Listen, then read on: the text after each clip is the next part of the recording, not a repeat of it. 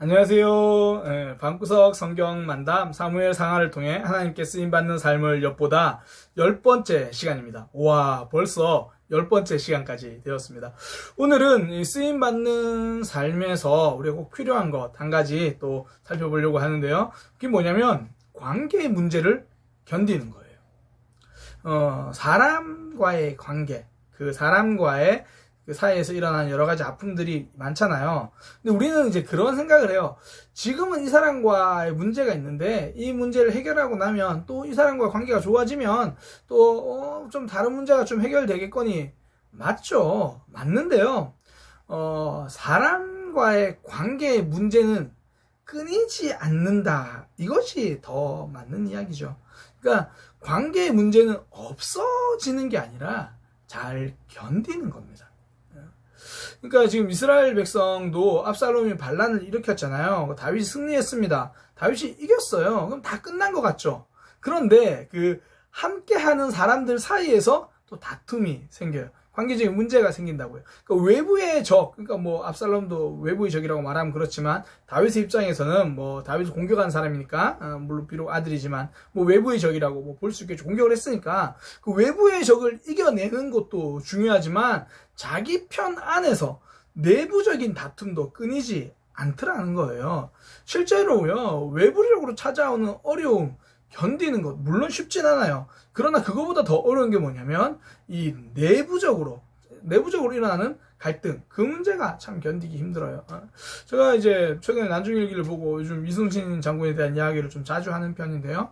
난중일기에서도 이순신 장군이 고민하고 힘들어했던 것들이 물론 외적을 어떻게 물리칠까 이것도 있어요. 그런데 난중일기를 가만히 보면요, 늘 원균 때문에 소가리를 많이 해요. 원균을 향해서 좀 믿을 수가 있어야지. 저렇게 잘못하고 있으면 어떡하냐. 뭐 그리고 좀 마음이 많이 안 좋을 때는 좀 가소롭다. 뭐 그런 표현들을 이순신 장군이 많이 해요. 그리고 이순신 장군이 이 내부적으로 이 군기를 세우기 위해서 굉장히 엄격하게 이 병사들 또 관리들을 군관들을 다루거든요. 뭐 잘못하면 곤장을 치기도 하고 때로는 뭐 곤장을 넘어서 그 곤장뿐 아니라 목을 직접 베기도 하고 뭐 그럽니다. 그러면 그렇게 목을 한두 번 베고 나면 문제가 없을 것 같잖아요. 근데 난중일기 끝날 때까지 뒷부분까지 이 관리들의 목을 베는 일은 종종 생겨요. 그러니까 이 한 번의 문제를 해결하면 내부적으로 좀 뭔가 잘 될 것 같은데 계속해서 문제가 생기게 되는 거죠. 우리나라만 그런 건 아니고요. 뭐 우리나라에게는 난중일기가 있다면 그 율리우스 카이사르도 자기 나름대로 전쟁기를 썼거든요.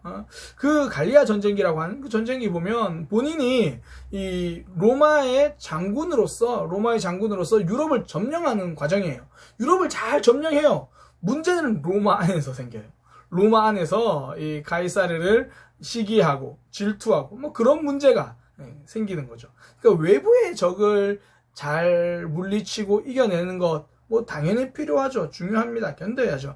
그런데 내부적인 관계의 문제도 우리가 견디는 힘이 필요하다라는 거예요. 오늘 한번 다윗의 모습을 통해서 한번 보겠습니다. 압살롬의 반역을 제압했습니다. 압살롬이 죽었어요. 그리고 나서 이 19장 8절부터 좀 어떤 내용이 있냐면요, 이스라엘 총 12지파 중에 한 10지파가 이 압살롬이 자기가 반란을 일으켰을 때 이 10지파는 압살롬을 따랐던 것 같아요. 그들이 생각을 하는 겁니다. 이제 압살롬이 죽었잖아요. 야, 우리 이거 빨리 지금 노선을 빨리 갈아타야겠다. 다윗 왕을 우리가 모셔오자. 다윗이 지금 피난 가 있는 상황이잖아요. 다윗 왕을 우리가 빨리 모셔오자. 이제 이렇게 이야기를 된 거죠. 그러니까 다윗 왕을 이스라엘 그 10지파가 압살롬을 왕으로 세웠던 그들이 압살롬이 죽자 다윗을 이제 빨리 모셔오려고 하죠. 뭐 다윗 입장에서 뭐 이 이스라엘 백성들도 품어야 되니까 품는 거는 맞죠. 뭐 자기가 유다 지파에만 왕이 될 수는 없잖아요. 전체 이스라엘의 왕이 되어야 하니까. 그런데 지금 이 10지파에게 다윗이 자기가 그 10지파가 다윗을 모시러 왔을 때 쫓아가게 되면 이 정치적으로 10지파에게 휘둘릴 것 같은 거죠. 그러니까 다윗은 또 이 유다 지파에다 연락을 합니다. 유다 지파는 다윗이 속한 지파기도 하고요. 계속해서 다윗의 편, 다윗과 함께 했던 사람들이거든요. 유다 지파에게 지금 내가 이곳에 있으니까 너희도 빨리 나를 데리러 와라. 이제 그래서 이스라엘 지파와 이 유다 지파가 서로 다윗을 모셔가려고 하는 그런 갈등이 생겨요. 전부 다 다윗 편이잖아요. 전부 다윗 앞에 있는 사람, 다윗에게 선한 마음을 갖고 있는 사람인데 그 안에서도 알력 다툼이 생겨요.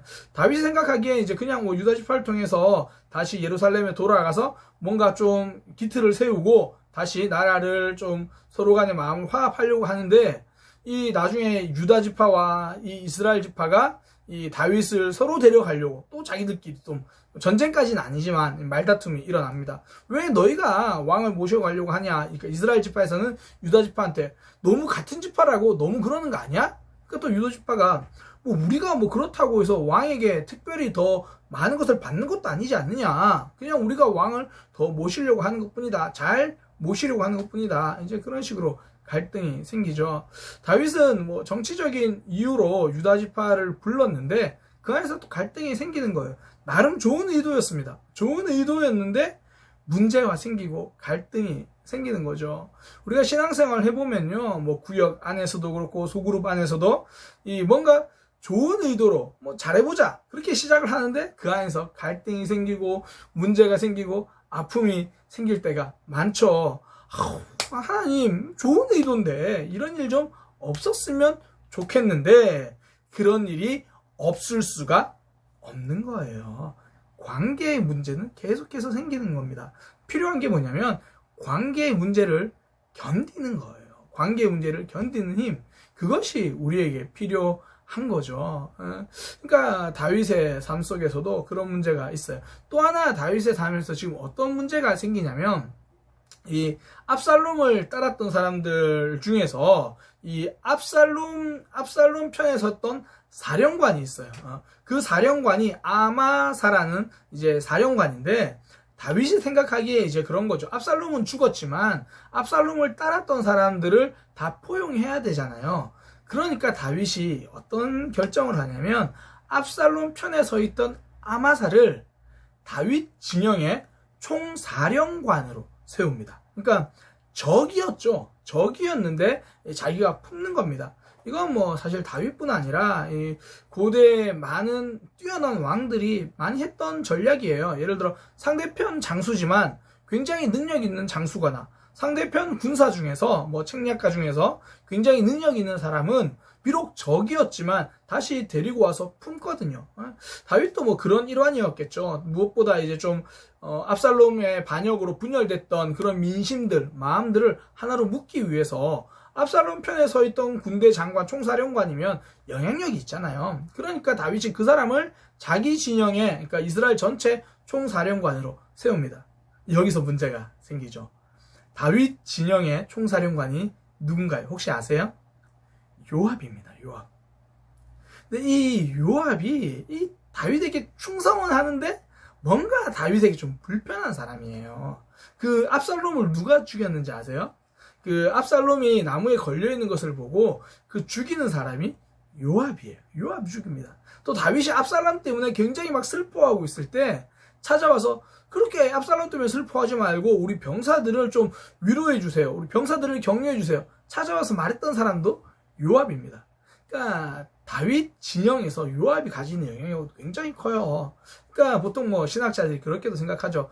아마사를 등용하는 게 이스라엘을 품는 마음도 있지만 요압을 좀 견제하려고 하는 그런 마음도 있을 거다. 뭐 그렇게 해서 어쨌든 아마사를 세워요. 그래서 반란 세력들을 좀 품으려고 하죠.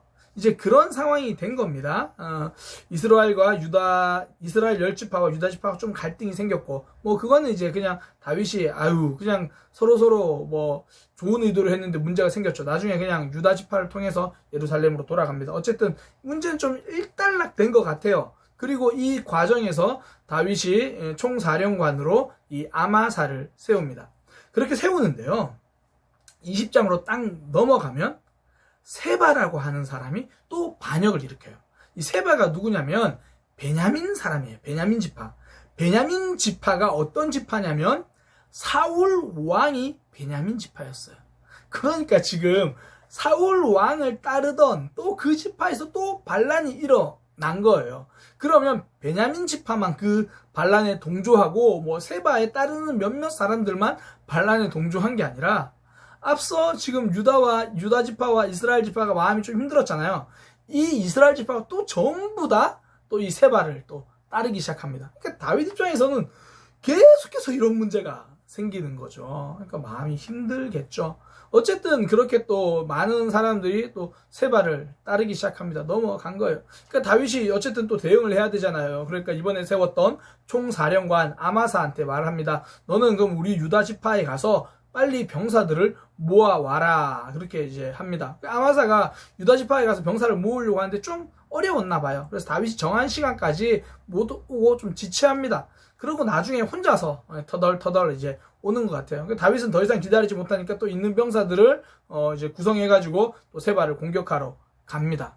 그래서 이제 이제 요압 장군과 함께 이제 공격하러 가는 그 중에 이 요압이 아마사를 만납니다. 아마사 혼자 오는 걸 보는 거예요. 요압이 아마사가 혼자 오는 것을 봅니다. 그때 요압이 어떻게 하냐면 아마사를 맞으러 가요. 맞으러 가다가 이 칼을 떨어뜨립니다. 칼을 떨어뜨리고 인사를 합니다. 반갑습니다. 인사하는 척하면서 칼을 주우려고 고개를 숙여서 칼을 줌과 동시에 아마사의 배를 찌릅니다. 아마사를 죽이는 거예요. 같은 편인데 지금 요압이 아마사를 죽입니다. 원래 총사령관 자리는 자리였는데 자기 자리였으니까 요압의 자리인데 그것을 지금 아마사가 차지하고 있잖아요. 그러니까 요압이 그 아마사를 죽입니다. 아무 이유도 없어요. 뭐 성경에 뭐 아마사가 잘못했다, 뭐 문제가 있었다 이런 이야기 없습니다. 단지 요압이 자기 자리를 다시 찾으려고 하는 거죠. 그러니까 지금 다윗 입장에서 보세요. 다윗을 따르던 사람 중에서 그 내부적으로 또 갈등이 일어나는 거죠. 결국 이제 아마사가 죽게 되고요. 요압이 아마사를 죽입니다. 그러니까 그 안에서 내부적인 갈등은 계속 일어나는 거죠. 참 쉽지 않은 것 같아요. 분명히 한 마음으로 뭔가 달려가도 참 그 승리 또 한 마음으로 달려가야 하는 그런 상황인데 서로 간에 갈등, 다툼, 아픔 있는 거죠. 그리고 나서 이제 요압이 군사들을 다 이끌고 어쨌든 이제 아마사가 죽었으니까 좀 전체적으로 지휘할 사람은 이제 요압이잖아요. 그 요압이 지휘해서 결국은 그 세바의 반역을 이제 막아냅니다. 요압이 이제 그 세바가 숨어 있는 그 성으로 가서 그 성을 공격하려고 하다가 그 성에서 한 여인이 이렇게 말합니다. 요압이요, 이 성을 무너뜨리려고 합니까?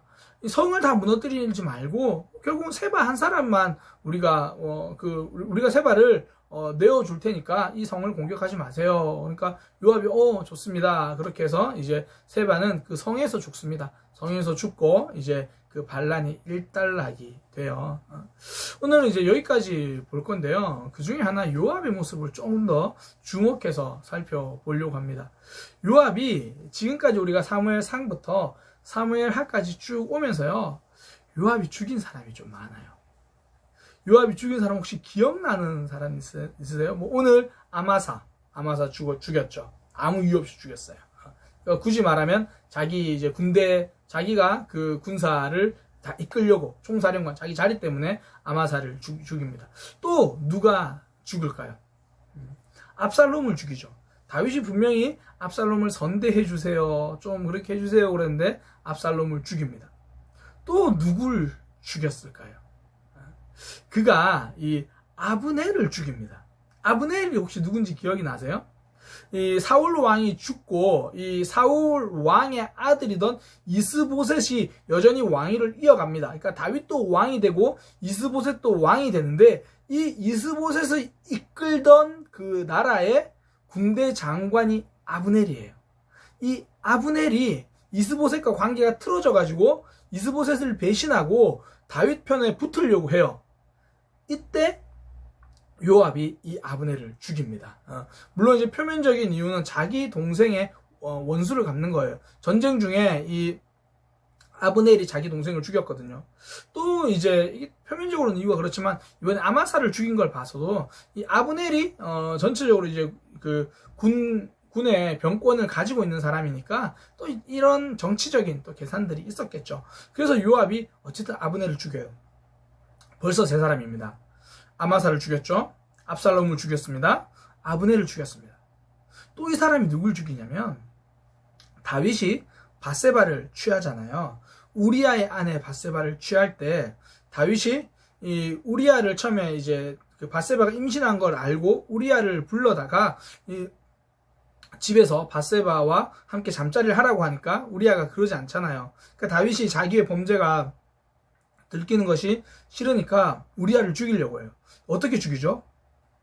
요압에게 편지를 씁니다. 요압에게 편지를 써서 결국 요압이 우리아를 죽여요.